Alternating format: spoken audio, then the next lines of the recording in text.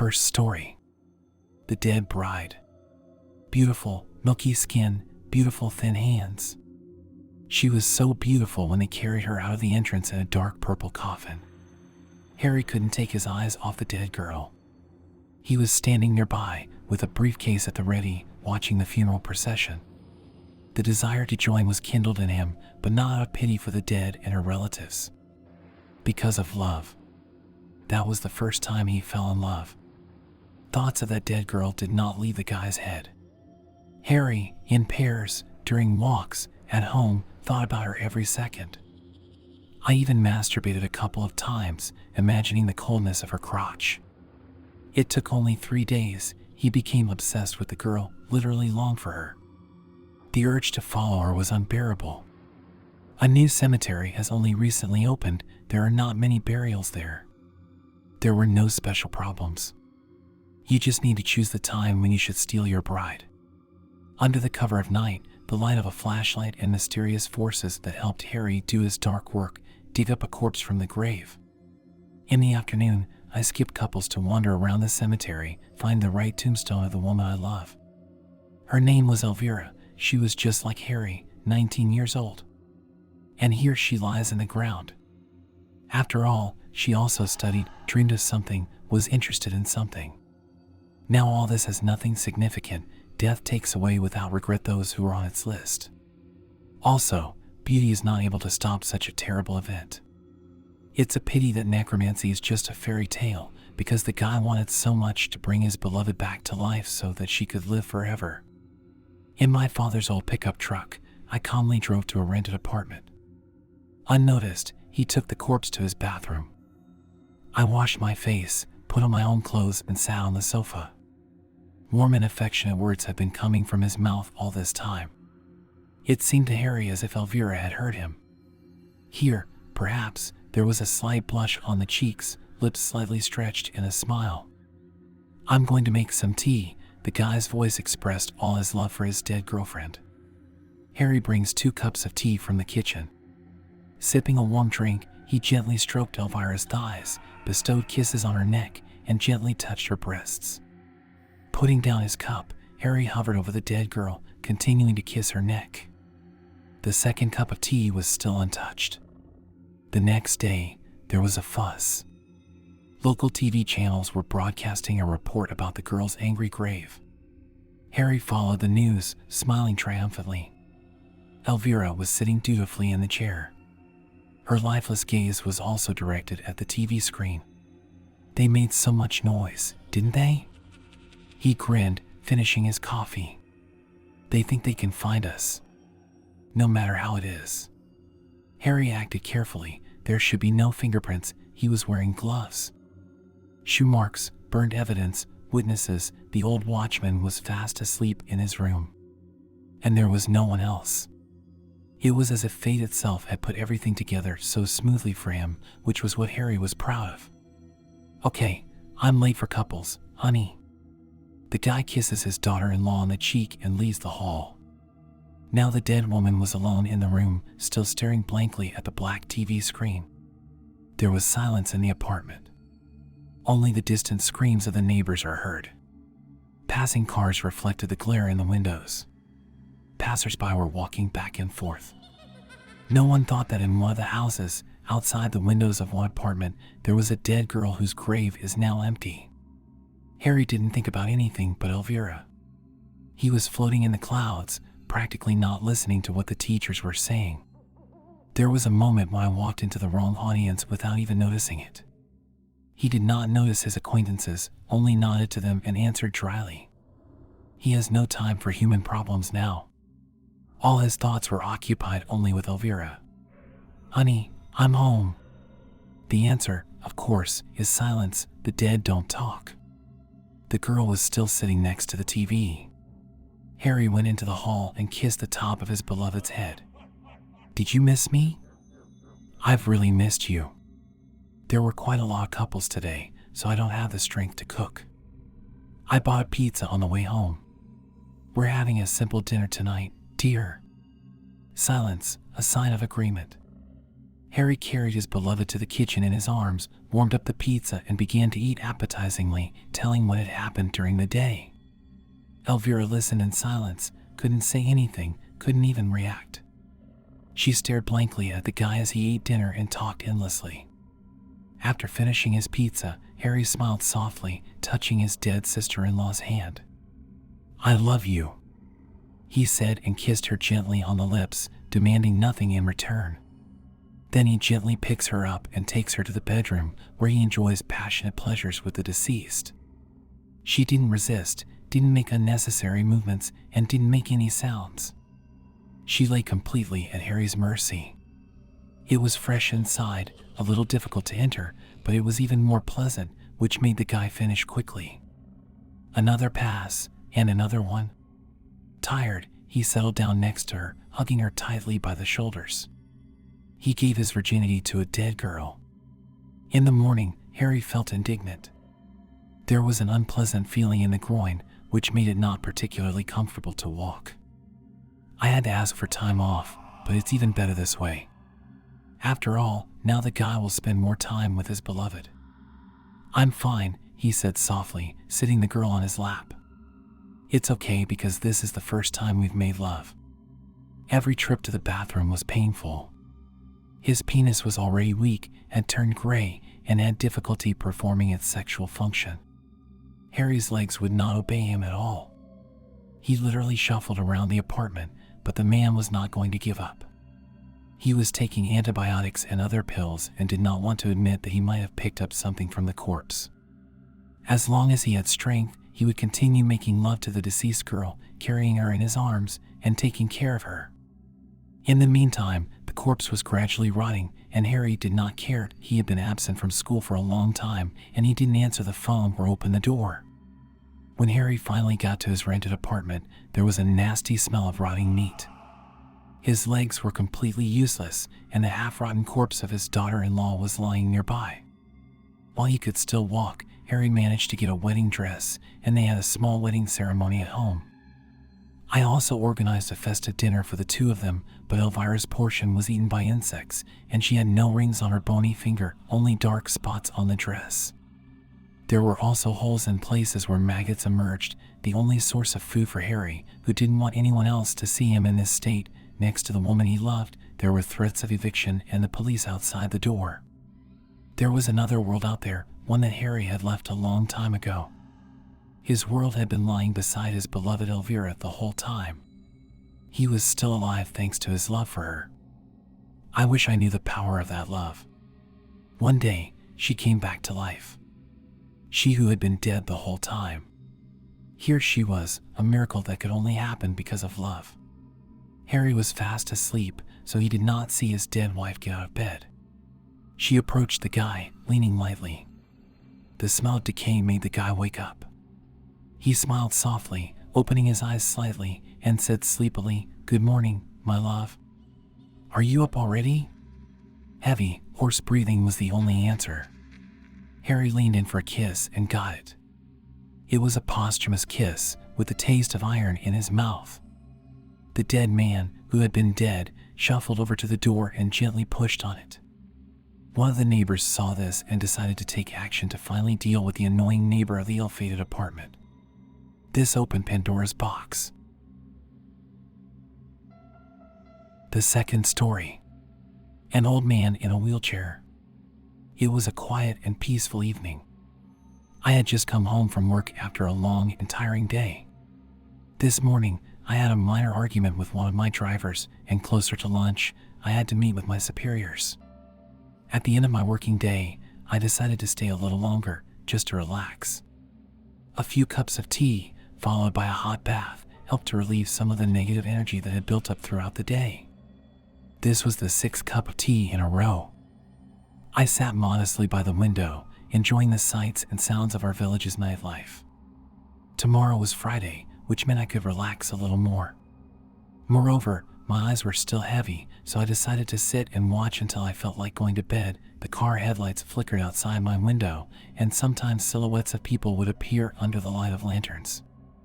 As winter gradually receded, spring was gaining strength to come out. Occasionally, rare dirty snowdrifts would form bizarre shapes. Snowmen, those lucky ones that had survived, looked like strange creatures. They would soon melt completely, leaving only twig handles and button eyes behind. Everything was quite peaceful, almost peaceful. I felt that sleep was coming little by little. I had just about to go to bed when something caught my attention. Specifically, there was a silhouette of a person in a wheelchair. He drove slowly down the street, looking straight ahead with a serious expression. I wondered what he was doing. Under the light of the lanterns, I saw that it was an elderly man. Apparently, he was headed towards the intersection near my house. For some reason, he simply stood on the side of the road, looking into the distance. What a strange man, I thought to myself, and finally went to bed. The elderly wheelchair user had just decided to take a short walk. Perhaps he had once lost his feet at that intersection. So, he came there for nostalgic reasons. However, why did he do so? Everyone has their own secrets, so it is not my place to discuss them. Moreover, sleep was much more important than watching an old man. The next morning, an accident occurred at the intersection. Two cars collided, losing control and flying through the air. There were no survivors. Both drivers were ejected through the windshield. Their faces were severely disfigured, with their skin and flesh hanging in layers. It was strange that such a thing could happen on glass. For some reason, this whole situation seemed unusual to me, as if everything had been carefully planned. At the same time, it was at the same location where an elderly man in a wheelchair had been standing the day before, so it was likely a coincidence. After returning from work that afternoon, I saw the old man again. He walked past me, with his head slightly down so his face was hard to see, clearly in a rush. His legs were tightly covered in a fluffy blanket. I stood for a moment, watching him walk away, and as soon as he disappeared around the corner, I continued on. For some reason, I had a brief thought that something might happen the next day. It turned out to be true. They had found the body of the school guard. He had been lying near the gate with his face covered in blood. The reason for this was that I had slipped and my face had been bitten by dogs that had run near the school. Then, I seriously considered the idea, what if this old man is a murderer? This seems illogical because how could such a helpless old man confined to a wheelchair commit such acts? Unless, of course, he is human. Was I going to keep an eye out for him? I didn't have any particular desire to, but I just looked up information on the internet about accidents and murders in my city. By reading local forums and news websites, someone else noticed the grandfather in a wheelchair prior to the incidents. Various theories were circulating that the old man could be a sorcerer or a reptile, or even death itself. It was very amusing to read all these stories, but the truth remains that he comes from somewhere. The main point is that his face turned into a pile of meat. This reminded me of myths about Mothman. However, the only problem with this is that this grandfather is real, and many people saw him and even witnessed these terrible events. Among the many posts, I came across someone who decided to follow that elderly gentleman while still broadcasting live. It was very interesting to see how a schoolboy tried to act like a typical blogger who was looking for various paranormal phenomena in abandoned places. So, there he was, just trying to fit in while watching the strange grandpa, and so on, for almost an hour. They started writing in the chat that the joke was dragging on, that the grandpa was like any other grandpa. It was time for them to finish the broadcast. However, the boy did not give up. He decided to take a last-ditch effort to get closer to the elderly man to try to talk with him. With slow, quiet steps, the child approached the old man. When they were at arm's length, the small cameraman finally spoke up. "I'm sorry," he said, "but can I?" Grandfather slowly turned towards the photographer, but the recording failed. At the very last moment, I noticed how strange that old man's face seemed. It was like the face of a dried-up mummy who was quite a few years older. Perhaps due to age, this is how people over the age of 80 or 90 usually appear. But there was one detail that made him stand out from ordinary people. He had a heavy and tired look, as if he was much older, nearly 100, or even 2. It was extremely unsettling, sending shivers down my spine. He seemed to be looking straight into his soul, knowing that there were more than 2 pairs of eyes watching him. A thought flashed across my mind that my grandfather, in a wheelchair, could be visiting me. I could almost say that I had disturbed his peace as well. I don't believe in mysticism, but I must admit that I was looking at the grandfather with apprehension. Every time he was caught on the streets, he tried to avoid being seen just to spare himself from trouble. The number of tragic incidents increased every day. People were getting alarmed and rumors about a mysterious grandfather in a wheelchair became more and more common. Someone even tried to organize a hunt for him, but it didn't end well. The participants were later found dead. Over time, very few people dared to venture outside of their own walls. Only the most courageous came out, still unsure of what was happening outside their grandfather's home. I was one of the very last to do so. I still hadn't realized that my grandfather was not a human, and I didn't take it seriously until it affected me personally. Until then, I went about my daily routine, going to work in the store and just taking walks as usual. This would have continued for a long time had it not been for my turn. Once again, as I was returning from work, an old man blocked my path. He stared intently at me, but due to the darkness, he couldn't make out what he was looking at. I brushed past him, but then my grandfather blocked my path again, causing me to shudder. I was curious to know who he really was. Having gathered up my courage, I cautiously approached him. "Good evening," my voice sounded slightly uncertain, trembling slightly from fear. "Do you need anything?" I asked, "and may I ask who you really are?" The old man looked at me with a hard gaze. His lips twitched slightly into a semblance of a smile. Slowly, he lifted the plaid, and a multitude of tentacles wrapped around me, tightly binding me.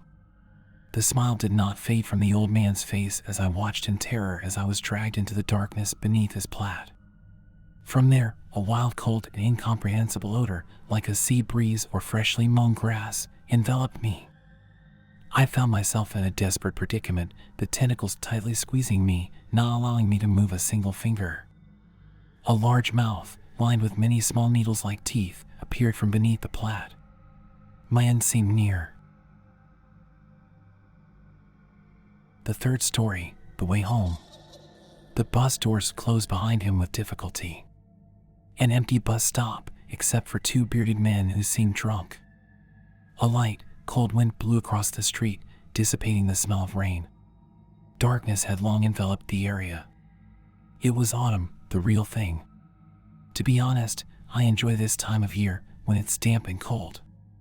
There is something special about it, magical and melancholy, so to say. And now, as I return home from a friend's place, I will take a short walk to get rid of the alcohol. I've had more than enough to drink and I feel no different from other drunks.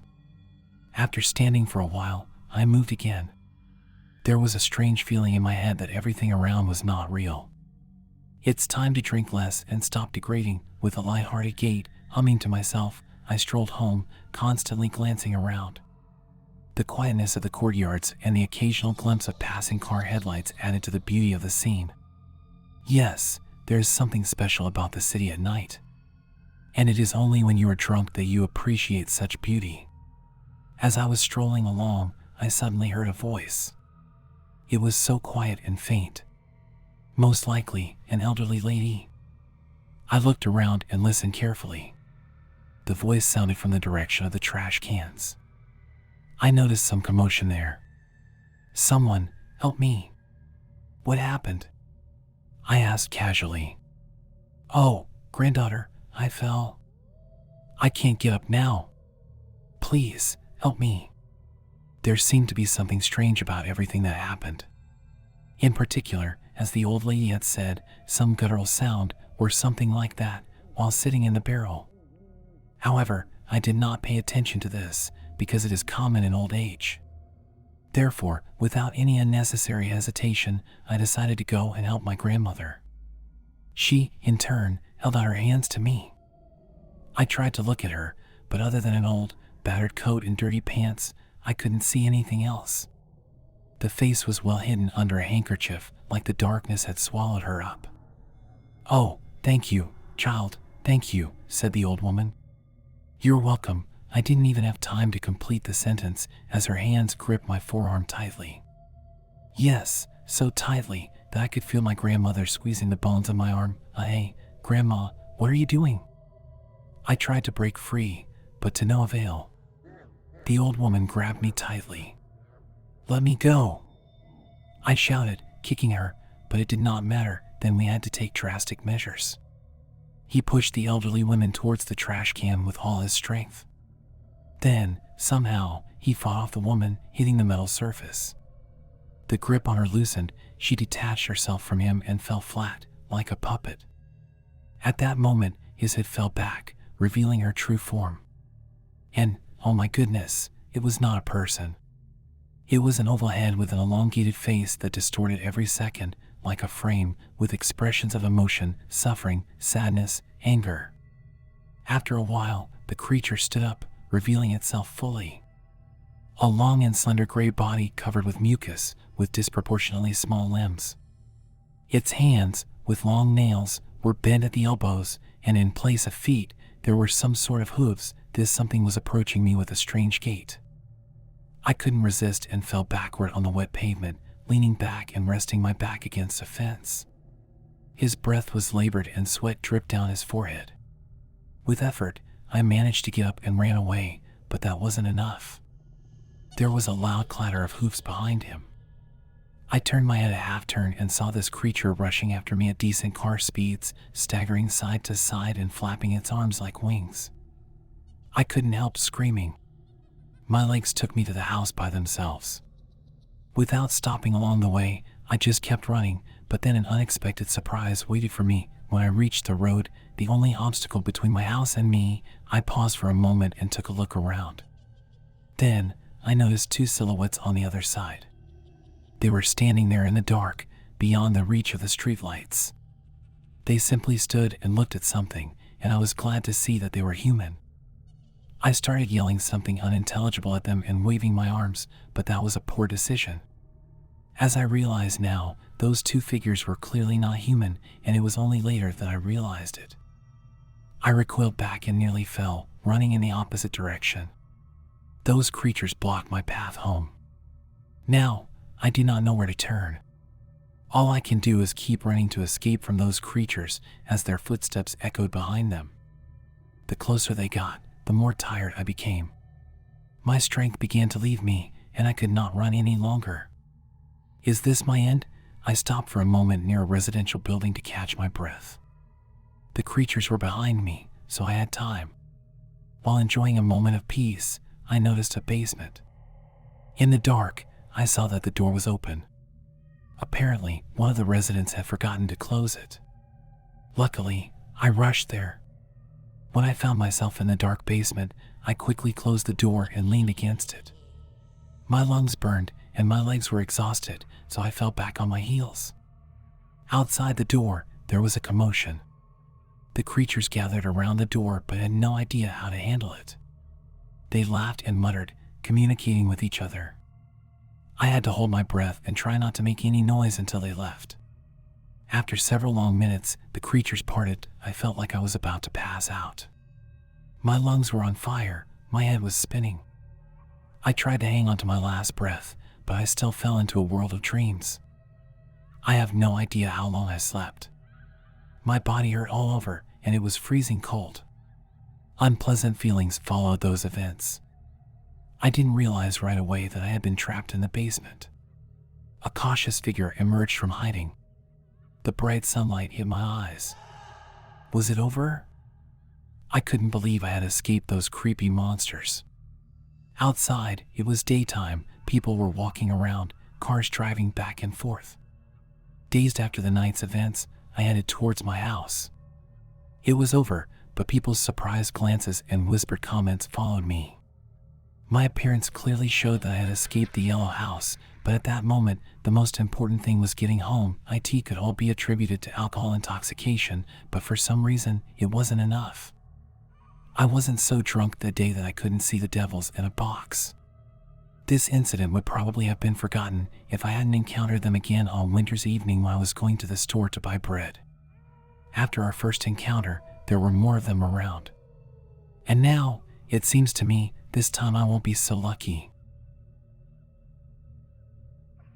The fourth story. Alone in the apartment, Charlie was lying on the bed and looking at his phone, flipping through the news feed. It was already late, and he decided to stop the senseless scrolling and fall into a blissful sleep. Fortunately, tomorrow was his day off. Putting the phone on the bedside table, he closed his eyes and fell into bed contentedly. Thoughts began to spin in my head about upcoming events in the future, a trip to the countryside to my parents, passport replacement, and much more. However, Charlie pushed these thoughts away, deciding that these cases did not pose a huge problem. After that, he switched to thinking about his soulmate. He began to remember the moments of their meeting today, reproached himself for his behavior. He also remembered an incident from his childhood. After about half an hour of digging into his memory, Charlie decided that it needed to stop and firmly decided to free his mind from any thoughts. He stretched, took a more comfortable sleeping position, and prepared to make a second trip to the realm of dreams.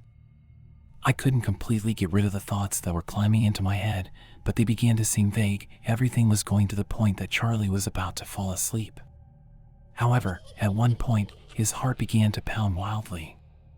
Then he realized that the dream had completely dissipated. Turning around, Charlie got very angry. He had heard that a strong cough helped with tachycardia. He tried this method, and it really turned out to be working. But not for long.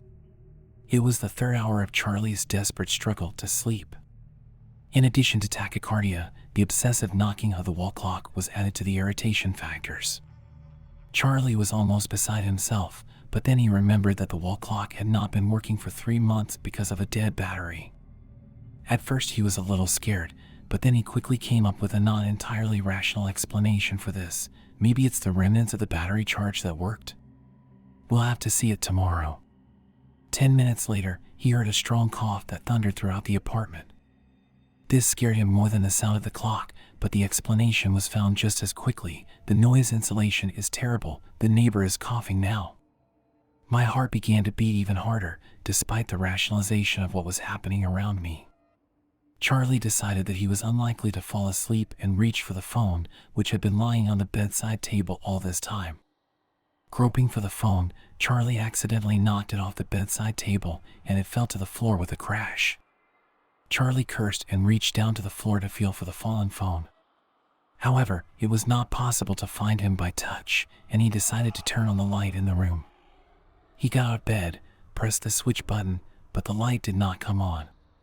Charlie was about to panic, but quickly realized that the lights had probably been turned off, and immediately flopped into bed, covered with a blanket. The sound of the wall clock faded. The phone on the floor started vibrating. Charlie didn't want to get out of bed. His heart started pounding even harder, but he decided to wait until the phone went silent. After a while, the phone went silent. The knock of the wall clock also did not follow, as did the loud coughing of the neighbors. Charlie regained his pre-sleep state. He had almost convinced himself that everything that had happened was just the fruit of an absurd combination of circumstances. With that thought in mind, he fell asleep. Waking up sometime after lunch, he picked up the phone that had fallen at night and saw one missed call from an unknown number. His first thought was to call it, because despite the fear he had experienced, curiosity got the better of him. But Charlie decided that it would be better to forget about the whole story, unless it's worth looking at the clock. He went into the kitchen. He took off the wall clock and put it on the sofa to take out the battery. As soon as he opened the lid, his vision blurred and he fell unconscious. He woke up at night. In my bed, the phone was vibrating on the floor. My heart was beating hard. Charlie, overcoming his fear, decided to pick up the phone and answer an unfamiliar number. "Don't touch the watch on any account," said the mechanical voice on the other end of the line. However, it was already too late. Charlie's eyes closed, and his heart was about to jump out of his chest. The next day, Charlie's family sounded the alarm. When they arrived at his apartment, they found him dead. He was lying on his back, and his eyes were staring at a point on the ceiling. The sound of a wall clock could be heard from the kitchen. The fifth story. Quakers. Maybe you'll turn down your music after all? What are you saying? I'm saying, Turn it down. It's music. I don't hear anything. A gray pickup truck sped along the road, carrying heavy music around. Two guys, two brothers, have just left the city to have a good rest in nature.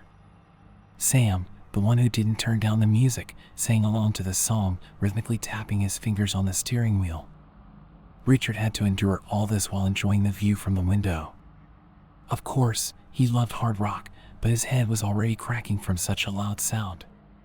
You can't reach Sam, he's gone into his own world, just the road and the music. Summer is a wonderful time. Although the sun had already disappeared below the horizon, it was still light outside. A pleasant cool breeze blew a pleasant scent of foliage into the cabin. The heat that had accumulated during the day was not going to leave until nightfall. And what could be better than camping at such a time? Do you know why I love nature? Sam began, turning down the music after all. I can't even imagine, Richard said, sounding relieved. You can listen to music at full volume. Sam smiled broadly, and again one of the Slayer songs is playing at full volume. Oh, my God. The city was left behind. Now the guys are under the rule of the forest. We'll be there very soon, Sam said. It's almost dark. Richard closed his eyes, leaning his forehead against the glass. It's summer now. It's not so dark at night. I know. It's just that all these trips are very tiring. Be patient, a little more, and we've arrived. Passing the next turn, a certain figure came under the headlights. A hunched, medium-sized silhouette crossed the road. Sam, look. Damn it. Screeching brakes, a car almost hit a mysterious pedestrian. After driving a little more, the car stopped. Who was that? Did we shoot him down? Richard was indignant as soon as he opened the door. Sam quickly jumped out of the car and abruptly stood up, his eyes wide with horror. The very pedestrian who almost got run over turned out to be a humanoid frog. Peering out of the bushes, the creature was looking at people, clearly scared of what had happened. What is it? Richard rubbed his eyes, not believing what he was seeing. I don't know, and I don't want to know. Sam jumped into the car at the same speed. Richard followed. As soon as the pickup started moving, Sam glanced in the rearview mirror. Something came out of the bushes, watching the guys go. Richard tried not to look, but his head turned back on its own. They drove the rest of the way along the road in silence. The mood abruptly changed to depressed. The desire to relax in nature completely dried up. The guys were just afraid to look around at the forest where one of those upright frogs with human height might be hiding. Sam did not immediately notice how the gasoline was almost at zero. Driving past a gas station, that's when he noticed. Richard immediately got out of the car when Sam started filling the tank. He wandered along the shelves. Fear showed his appetite. My thoughts were confused. My eyes ran over various snacks. I took everything that came to hand. Did you hear that? The Quakers began to show up again. At your age, to believe in such nonsense. It's true. I've seen them too. Well, that's enough already. Scare away all customers with your horror stories. Richard peeked out of the bookcase to look at the people talking. 3 men, one of them a cashier, the other 2 looked like typical hunters. A couple of days ago, a whole crowd jumped out onto the road, clinging to Arthur's car, so he got into an accident. Arthur should have cleaned the windows properly, then he wouldn't have crashed into that tree. Jesus, Mark, you know him, he always watched his car.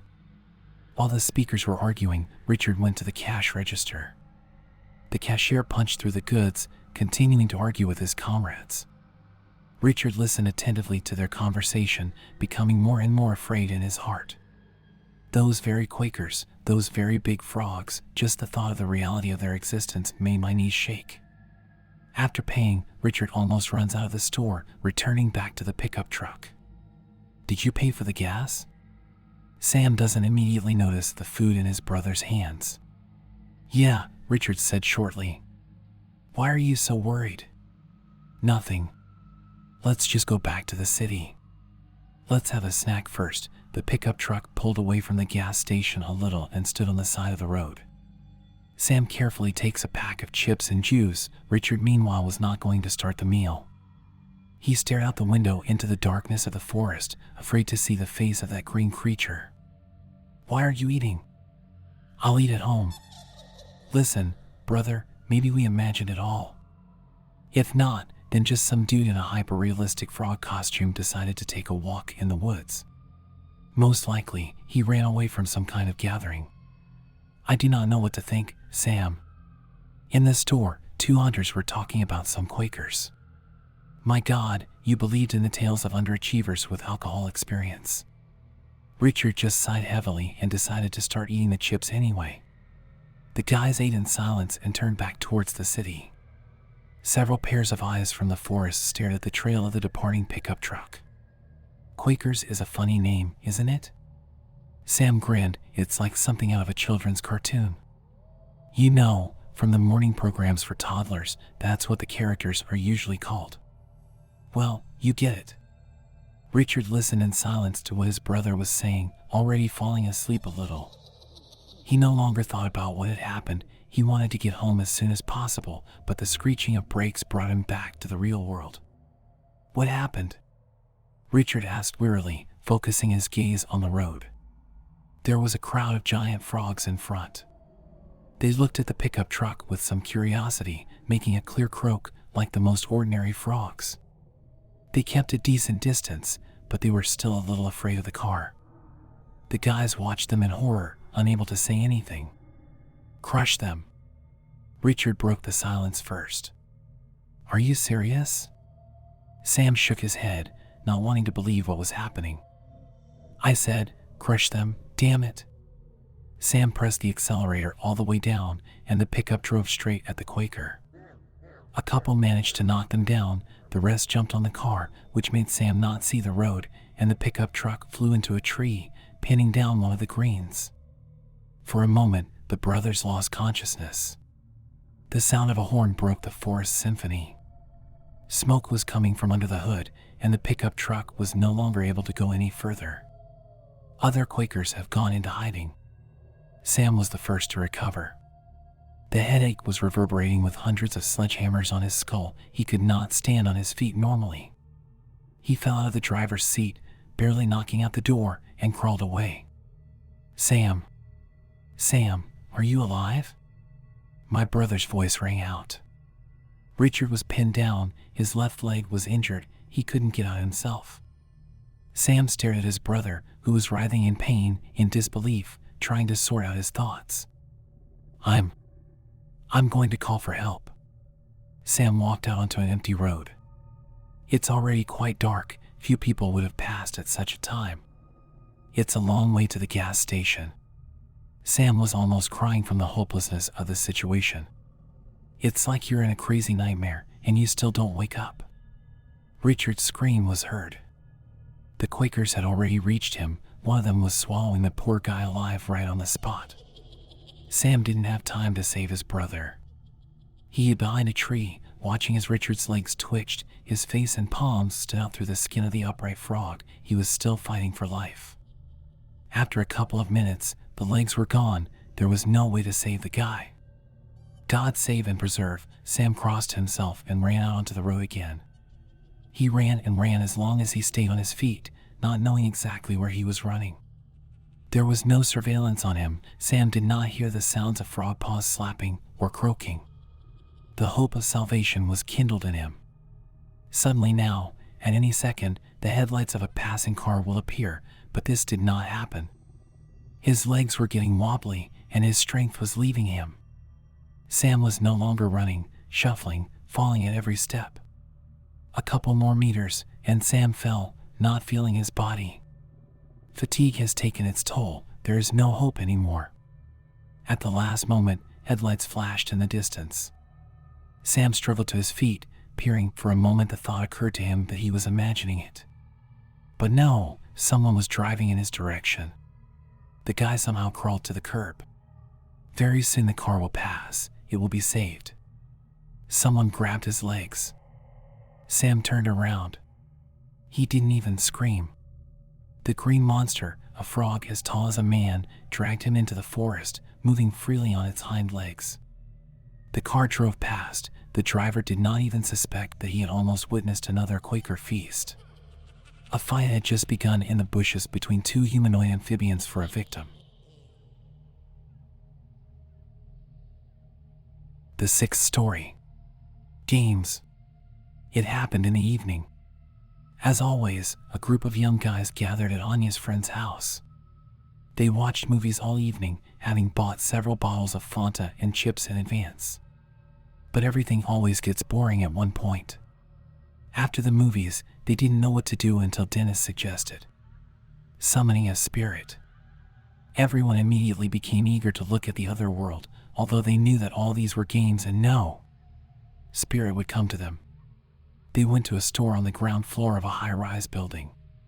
We bought candles, red ink, etc.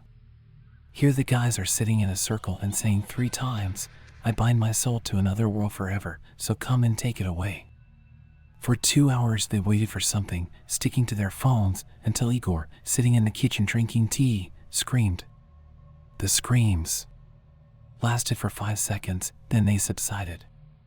Then the others looked at each other, and only the bravest went to check what happened. Dennis and Marat went into the kitchen and saw a dismembered Igor. They were turning inside out. Soon, everyone who stayed in the room saw a silhouette coming out of the bathroom.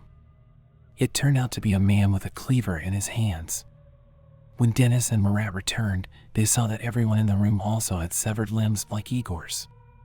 The moment they thought about it, the air above their heads split from behind, and a huge cleaver pierced their skull.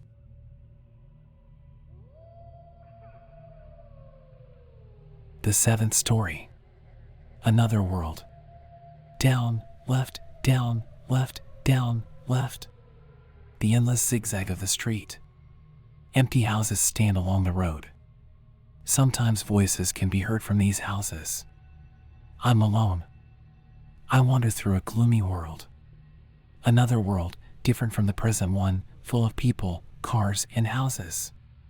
This world is full of horror, grotesque, sadness. The clouds have gathered overhead. It has become completely dark. You have to peer to see anything. There was a bark, loud and gurgling. A dog was looking at me in the yard of one of the houses. She looks like she's been boiled alive for too long. There was no fur, only skin covered with mucus. The eyes are whitish. Sharp shark teeth protruded from its mouth. I quickened my pace. Down, left, fork. I'd better go to the right. Maybe this way I can get out, breaking the endless zigzag of the streets. But I was wrong.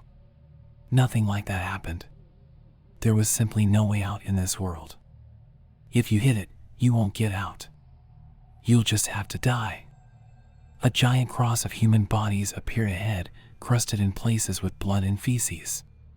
It smelled of corpses and waste.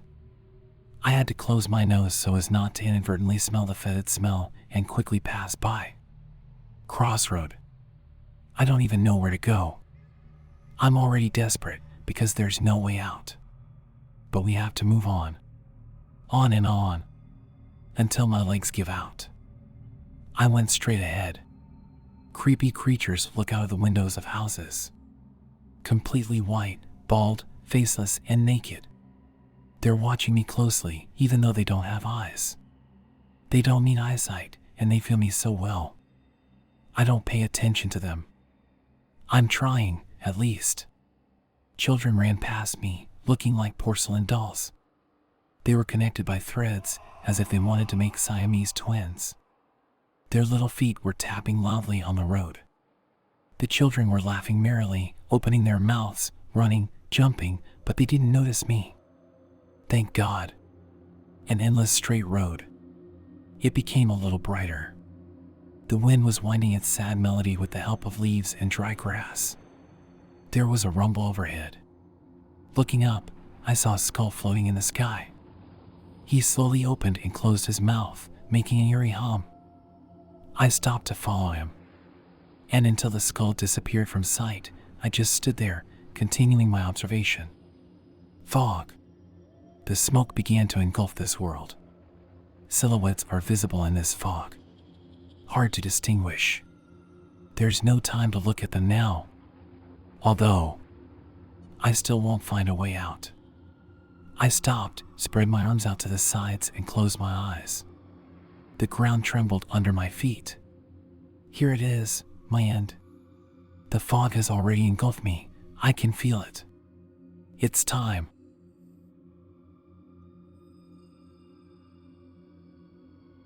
The 8th story. Clowns. Are you sure you saw those clowns from the legend? What if some pranksters filmed their next video? Samantha asked incredulously, showing reluctance to get out of the car. I absolutely saw those clowns. I don't think there will be any pranksters there. It's not a good place, James insisted. Like all abandoned places. What do you know? James checked the camera and moved towards the abandoned motel. Did you at least take any weapons? Just in case? Samantha shouted after him. Of course. Only I expected you to be my main weapon, the guy joked. Of course, he didn't take anything like that. Samantha had no intention of going to that motel. She didn't believe in urban legends. She thought it was all horror stories for children, especially about abandoned places, but the Radiance Motel had a completely different atmosphere. Samantha reassured herself that the situation in such areas was always so unpleasant. But having been to various places like this, she didn't feel as terrified as she did in front of this motel. By the way, a little bit about this motel. It opened in ancient times, at the beginning of the 20th century, almost the oldest building in the city. Even then, it was not famous for its good reputation. The motel became a haven for various marginal personalities. Rumor has it that even Charles Manson himself spent the night there, but that's not true. In the 70s, the motel closed for unknown reasons, becoming the source of many different urban legends. Ghosts, various creatures, maniacs, and all other evil spirits. Who wasn't there? The only, most popular, urban legend remains clowns.